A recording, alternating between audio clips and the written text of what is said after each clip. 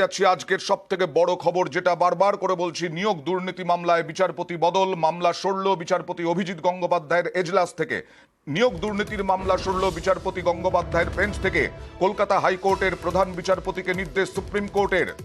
মামলা এজলাস থেকে সরানোর নির্দেশ। চাকরি প্রার্থীরা কি বলছেন, তারা কি হতাশ, তারা কি বলছেন দেখুন।